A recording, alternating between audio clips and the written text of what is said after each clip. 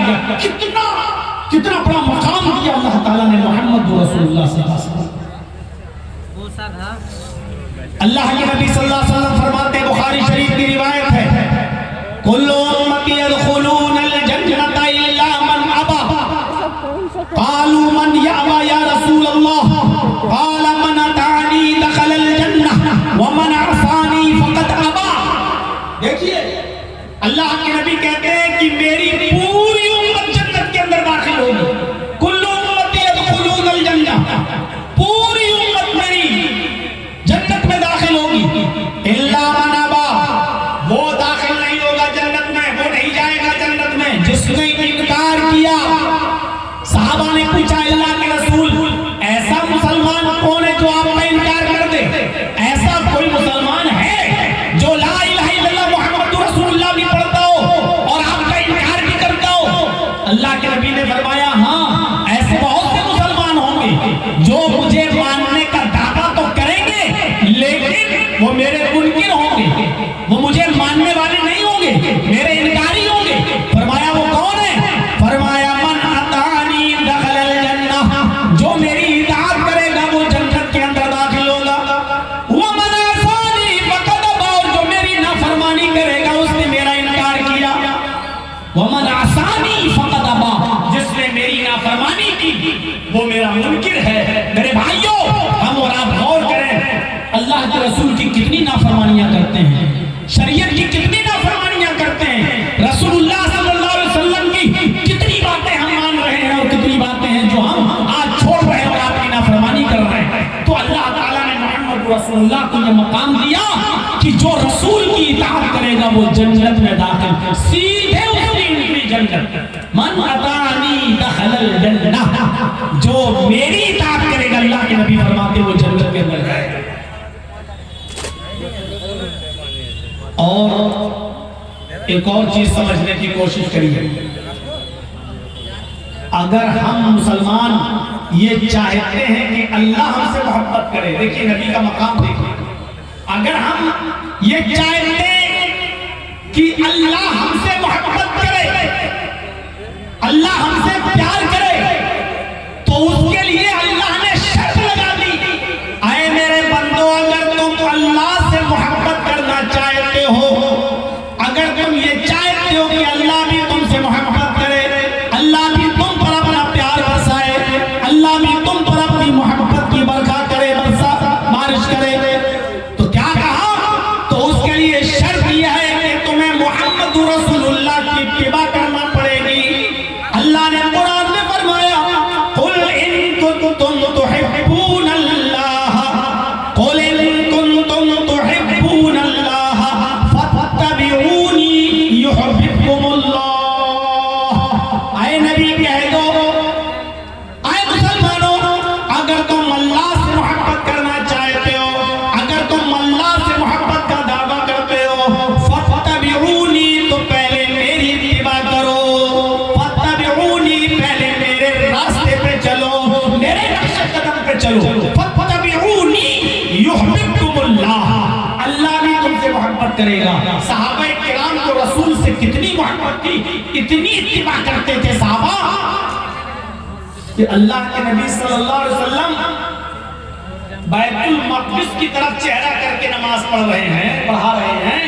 जब खाने काबा को किबला बनाया गया तब आपने यहाँ चेहरा किया, लेकिन जब तक खाने काबा को किबला नहीं बनाया गया था तब तक अल्लाह के रसूल और सहाबा बैतुल मुक़द्दस की तरफ चेहरा करके नमाज पढ़ते थे। आज भी जो लोग सऊदीया में हज या उम्रा करने जाते हैं, मदीना जब जाएं तो वो एक ऐसी मस्जिद है वहां जिसका नाम है मस्जिदे किबलतैन, दो किबलों वाली मस्जिद। गए होंगे बहुत से लोग, हज करने गए होंगे, उम्रा करने गए होंगे, तो वो उस मस्जिद में भी गए होंगे। मदीना में है ये मस्जिद जिसका नाम है मस्जिदे किबलतैन, दो किबलों वाली मस्जिद।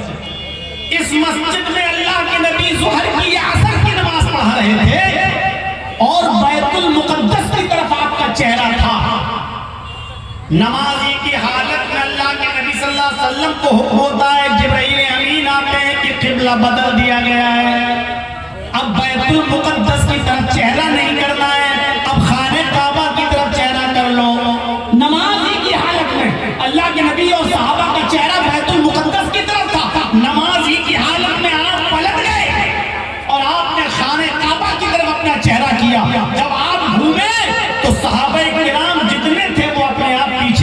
अल्लाह के रसूल के पलट गए और नबी के पीछे चले गए।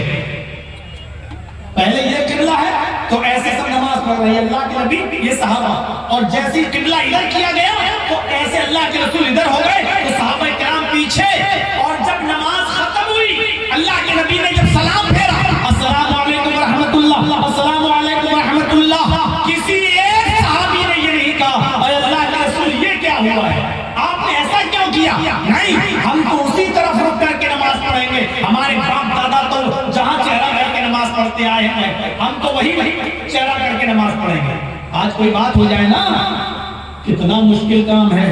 ये फर्ज नमाज के बाद दोनों हाथ उठाकर मस्जिद में आज भी बहुत सी जगहों पर हम देखते हैं दुआ होती है, और जब कहा जाता तो वहां अरे मौलाना साहब ये लोग नहीं मानते हैं, मोहल्ले वाले नहीं मानते, गांव का मुखिया नहीं मानता है, कह रहा हमारे बाप दादा से जो चला आ रहा है वो होगा, तुम्हें नमाज पढ़ाना पढ़ाओ, हम तो रास्ता लो, मजबूरी है।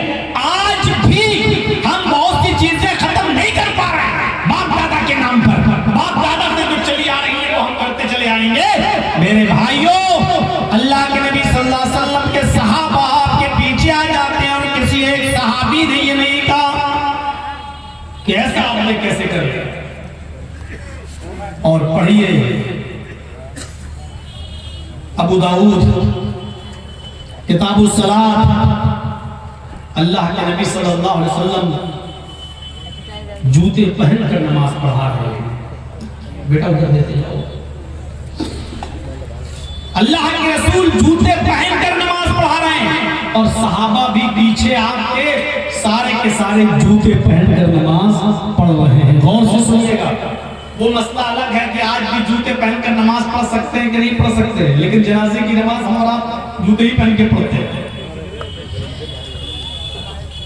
अच्छा, बहुत से लोग क्या करते हैं, जनाजे की नमाज जब पढ़ेंगे तो जूते या चप्पल से पैर निकाल लेंगे और उसके ऊपर खड़े हो जाएंगे। आपने देखा होगा। अल्लाह के बंदे, बात तो फिर भी वही हुई, जूते के ऊपर खड़े हो जाओ या चप्पल के ऊपर हो तो जूते और चप्पल के ऊपर, या तो अलग रख देते आप, लेकिन अलग नहीं रख रहे हैं, आपने निकाला और उसके ऊपर खड़े हो गए। बात तो वही है। तो इसलिए जूते पहनकर नमाज पढ़ने में कोई हर्ज नहीं, लेकिन आजकल मस्जिदों की सफाई और सुथराई के पेश नजर अब जूते बाहर उतारने की सुविधा है, इसलिए उतारना चाहिए। हम ये नहीं कह रहे कि आप भी वही काम नहीं। उस जमाने में लैंडर नहीं हुआ करते थे, जमीन बहुत गर्म हो जाया करती थी सूरज की गर्मी से, और नंगे पैर अगर जमीन पे खड़े हो जाएं तो पैरों में फलक पड़ जाया करते थे, इतनी गर्म जमीन हो जाती थी। तो इसलिए अल्लाह के रसूल और सहाबा जूते पहनकर नमाज पढ़ते थे और अल्लाह के नबी पढ़ाते थे। अबू दाऊद के अल्फाज, अल्लाह के नबी जूते पहनकर नमाज पढ़ा रहे हैं और आपके पीछे सहाबा भी नमाज पढ़ रहे हैं जूते पहनकर। नमाज ही की हालत में अल्लाह के रसूल ने अपने दोनों जूते उतारे, अपने बाएं तरफ रख दिए, ऐसे उतारे दोनों जूते और बाएं तरफ रख दिए, ऐसे उल्टे तरफ, उल्टे साइड। जितने सहाबा थे उन्होंने देखा जो नबी के पीछे नमाज पढ़ रहे थे, उन्होंने भी पैरों से जूते निकाले और बाएं तरफ रखे। जब नमाज पढ़ाने के बाद अल्लाह के नबी फारिग हुए, सलाम फेरा, मुक्तदियों की तरफ चेहरा किया तो क्या देखा, सबके बाएं तरफ जूते रखे हुए, सबने चप्पलें जूते उतार दिए। तो अल्लाह के नबी सल्लल्लाहु अलैहि वसल्लम ने उन सहाबियों से पूछा जिन्होंने चप्पलें उतारी, जूते उतारे, मा हमाला तुम्हारा इल्काइन आलिकुम, मेरे साथियों तुमने जूते क्यों उतारे, तुमने क्यों उतारे, तुमने जूते उतार कर बाएं तरफ क्यों रख दिए? मैंने तो तुमसे जूते उतारने के लिए नहीं कहा, तुमने जूते क्यों उतारे? तो सहाबा का कितना सच्चा जवाब था, उससे पता चलता है कि सहाबा नबी की कितनी इत्तिबा करते थे। सहाबा का सीधे सीधे जवाब ये था कि अल्लाह के नबी, हमसे आप ये सवाल कर रहे हैं कि हमने जूते क्यों उतारे? मैं सिर्फ इतना जानता हूं, हमने आपको देखा जूते उतारते हुए, हमने भी उतार दिए। जो इमाम को करना है वही मुक्तदी को करना है। जब आपने जूते उतार दिए तो हमने भी उतार दिए। राइट नाउ हमने तो आपको देखा जूते उतारते हुए, आपने जूते उतारे, बस आपको देखते हुए हमने भी जूते उतार दिए। इससे ज्यादा हम नहीं जानते। देखा देखी तो अल्लाह के नबी सल्लल्लाहु अलैहि वसल्लम मुस्कुराए और आपने बहुत अच्छा जवाब दिया। आपने फरमाया, मेरे साथियों, मैंने जूते इसलिए उतारे क्योंकि नमाज के लिए मैं खड़ा हो गया और नमाजी की हालत में जिब्राइल अलैहिस्सलाम मेरे पास आए और जिब्राइल अलैहिस्सलाम ने बताया, आए मोहम्मद सल्लल्लाहु अलैहि वसल्लम, आपके जूतों में तज़रन और अज़न, या तो गंदगी लगी हुई है या तकलीफ देने वाली कोई चीज आपके जूते में लगी हुई है। कोई गंदी चीज आपके जूते में लग गई है और आप उसी को पहनकर नमाज पढ़ रहे हैं, इसलिए जूते उतार दीजिए। जब जिब्रील ने मुझे ये बताया कि मेरे पैरों में जो जूते हैं उस जूते में गंदगी लगी हुई है, तो इसलिए मैंने अपने जूते उतार दिए। लेकिन मैंने तुमसे नहीं कहा था जूते उतारने के लिए, तुम लोगों ने अपने जूते क्यों उतारे? सुनो, जब तुम लोग मस्जिद में, जब तुम लोग नमाज के लिए आया करो तो अपन नमाज पढ़ने से पहले अपने जूते देख लिया करो। अब देखिए नबी का हुक्म, नमाज पढ़ने से पहले अपने जूते देख लिया करो। अगर उन जूतों में कुछ गंदगी लगी हुई हो, तकलीफ में चीज लगी हुई हो, तो जमीन पर पड़ी हुई मिट्टी पर अपने जूतों को रगड़ लिया करो। जमीन पर पड़ी हुई पाक मिट्टी उन जूतों की गंदगी को पाक कर देगी, उसको जाहिल कर देगी। जब तुम नमाज के लिए आया करो तो अपने जूते देख लिया करो। अगर जूतों में गंदगी लगी हुई हो तो उसको मिट्टी पर रगड़ लिया करो और उन्हीं जूतों में फिर नमाज अदा कर लिया करो। जमीन की पड़ी हुई मिट्टी तुम्हारे उन जूतों को पाक कर देगी। पूरी हदीस बताने का मकसद सिर्फ इतना है कि अल्लाह के रसूल की इतनी इत्तिबा करते थे सहाबाए किराम कि अल्लाह के नबी ने फरमाया,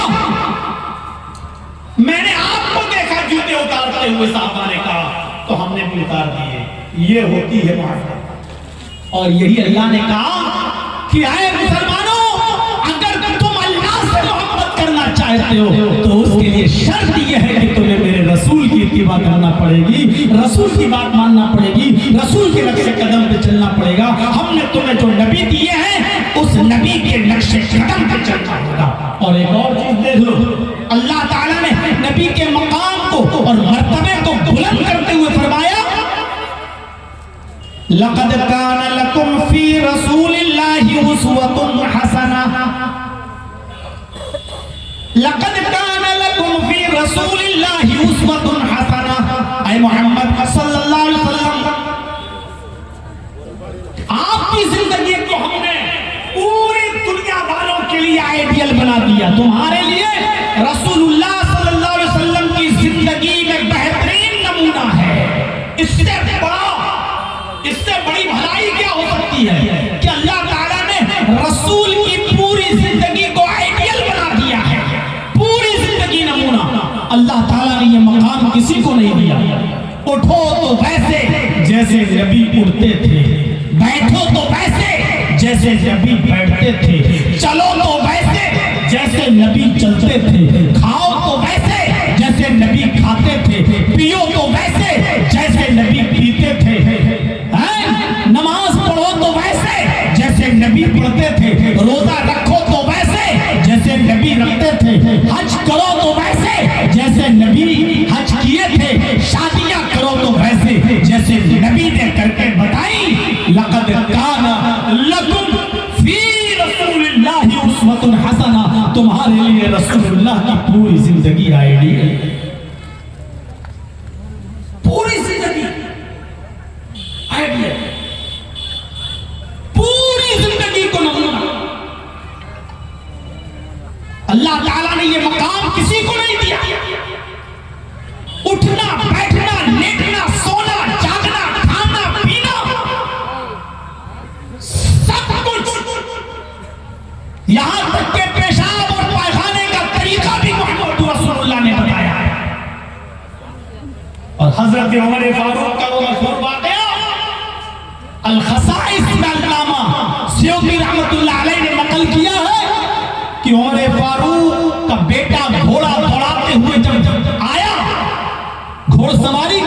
हुए, थका हुआ, तो कहने लगा कि घर में क्या पका हुआ है, अब्बू मुझे भूख लग रही है। कहा वो खाना बना हुआ रखा है, खा लो।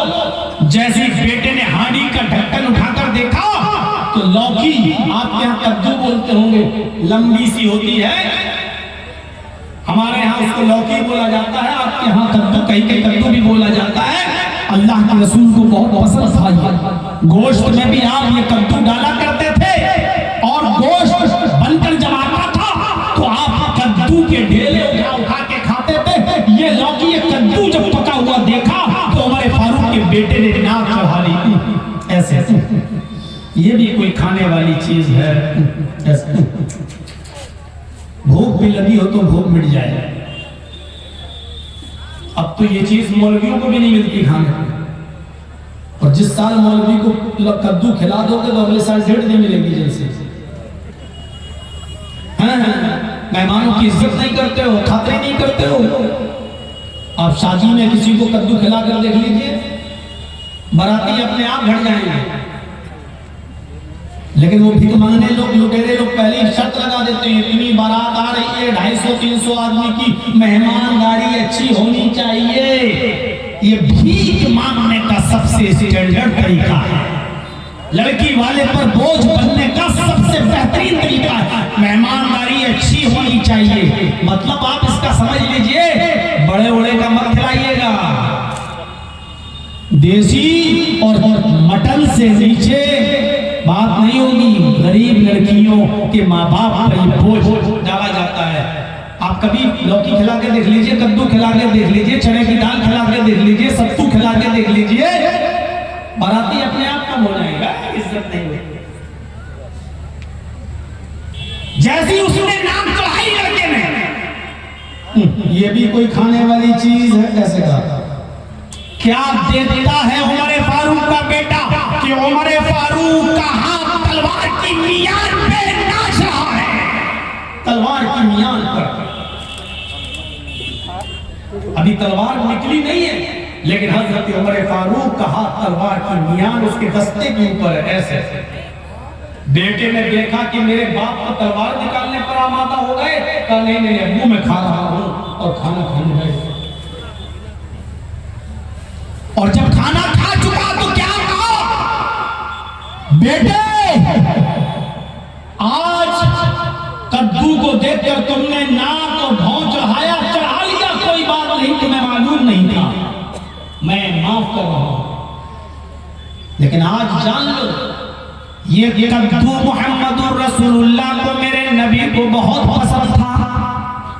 गोश्त के अंदर भी आप ये डाला करते थे। मैंने अपनी आंखों से देखा, जब गोश्त बन के आता था तो कद्दू के ढेले उठा उठा के अल्लाह के नबी खाया करते थे। ये मेरे नबी की पसंदीदा ग़िज़ा है। अगर आइंदा इस सुन्नत से मुंह मोड़ा, मोहम्मद रसूलुल्लाह की महबूब ग़िज़ा से अगर नाक और मुंह चढ़ाया तो उमर की तलवार होगी और तेरी गर्दन होगी। मैं तेरी गर्दन को तन से जुदा कर दूंगा। मैं ये नहीं देखूंगा कि कटने वाली गर्दन मेरे बेटे की है, बल्कि ये सोच कर मैं तेरी गर्दन मार दूंगा, ये मोहम्मद रसूलुल्लाह की महबूब ग़िज़ा से नफरत करने वाले की गर्दन है। मैं नहीं कह रहा हूं कि बहुत से लोग हो सकता ना पसंद हो, नहीं खाते हो, लेकिन मैं ये बताना चाहता हूं कि अल्लाह के रसूल जो खाते थे उससे भी मोहब्बत हजरत उमर फारूक ने अपने बेटे से अंदाजा लगाया। पूरी जिंदगी को नमूना बना दिया। हम देखें उठना बैठना लेटना सोना जागना खाना पीना आज हमारा कहां है, किसके तरीके पर है। अल्लाह के नबी सल्लल्लाहु अलैहि वसल्लम ने जब उम्मे सलमा से निकाह किया और उम्मे सलमा का जो बच्चा था, जो उनके पहले शौहर से बेटा पैदा हुआ था जिसका नाम सलमा था, वो अपने उस बच्चे को अपने साथ लाई थी, क्योंकि शौहर के इंतकाल के बाद उम्मे सलमा ने अल्लाह के रसूल से निकाह किया तो उनके जो पहले हस्बैंड का बेटा था वो अभी जानता नहीं था खाने का तरीका क्या है। अल्लाह के रसूल जब उम्मे सलमा के साथ खाना खाने लगे तो वो छोटा बच्चा जो उम्मे सलमा का था और दूसरे शौहर से था वो भी बैठ गया खाना खाने लगा। तो उस बच्चे ने प्याले के बीचों बीच में हाथ डालकर खाना उठाना शुरू कर दिया, खाने लगा। तो अल्लाह के नबी ने उस बच्चे का हाथ पकड़ा सलमा का और कहा कि बेटा खाना रखो भी इसके प्याले में। उस बच्चे ने रख दिया। फरमाया बेटे पहले अपने दोनों हाथ धोकर आओ। नबी अकरम तरीका सिखा रहे हैं खाना खाने से पहले। जाओ पहले अपने दोनों हाथ धोकर आओ। वो बच्चा दोनों हाथ धोकर आया। आपने कहा दो जानू होकर बैठ जाओ। वो बच्चा उखड़ू बैठ गया, दो जानू बैठ गया। अल्लाह के नबी ने फरमाया बिस्मिल्लाह, बेटा अब अल्लाह का नाम लो, यानी बिस्मिल्लाह कहो। उस बच्चे ने कहा बिस्मिल्लाह। अल्लाह के नबी ने कहा दाहिने हाथ से खाओ और अपनी तरफ से खाओ, यानी जो तुम्हारी साइड है वहां से खाओ। ये तरबियत थी अपनी औलाद को, अपने बच्चे को। आज हम नबी के तरीके पर चलकर ढूंढे और तलाश करें कि हम अपनी औलाद को क्या तरबियत दे रहे हैं, कौन सी तरबियत दी आज। कभी इंस्टाग्राम चेक करके देखा आपने? हमारी बेटियां टिकटॉक पर डांस करती हुई नजर आती हैं, इंस्टाग्राम पर अपने दुपट्टे ओढ़नियों को उतारकर आज नाचती हुई नजर आती है। और बाप अपनी बेटी को इंस्टाग्राम पर नाचता हुआ देखकर खुश होता है कि मेरी बेटी अच्छा पैसा कमा रही है यूट्यूब से। खुश होता है आज का बाप। कौन सा तरीका आज हमने अपनाया है, जबकि रसूलुल्लाह सल्लल्लाहु अलैहि वसल्लम की जिंदगी की हर चीज हमारे लिए नमूना है।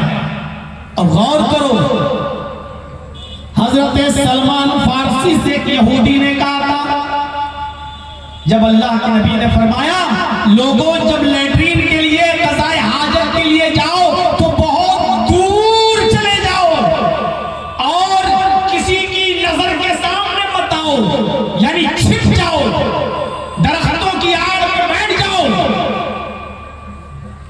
अल्लाहुम्मा इन्नी अऊज़ु बिका मिनल खुबुसी वल खबाइस, ये दुआ पढ़ो और बाएं पैर पर जोर देकर बैठो। ये हाथ अपनी थोड़ी के नीचे रख लो और बाएं पैर पर जोर देकर बैठो। फरमाया कि फिर कम से कम अगर पानी न मिले तो इस्तिंजा करने के लिए 3 ताक ढेलों का इस्तेमाल करो, कम से कम 3 ढेले। इस्तिंजा करें पेशाब तब भी बहुत से लोग एक ढेला लेकर जाते हैं, इस्तिंजा कर लेते हैं, कोसते पाक नहीं। इस्तिंजा भी पेशाब से भी अगर आपको पाक होना है और आपको पानी नहीं मिलता है तो आपको 3 पत्थर चाहिए, 3 ढेले चाहिए। उसके लिए भी कम से कम 3 से ज्यादा हो 5-7 चलेगा, लेकिन 3 से कम में नहीं।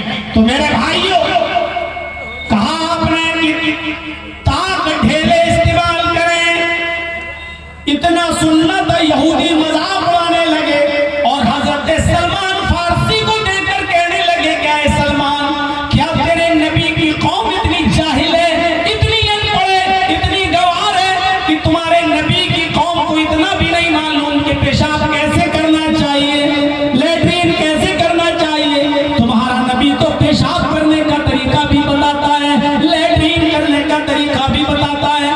तो हजरत सलमान फारसी ने जो जवाब दिया, मेरे भाई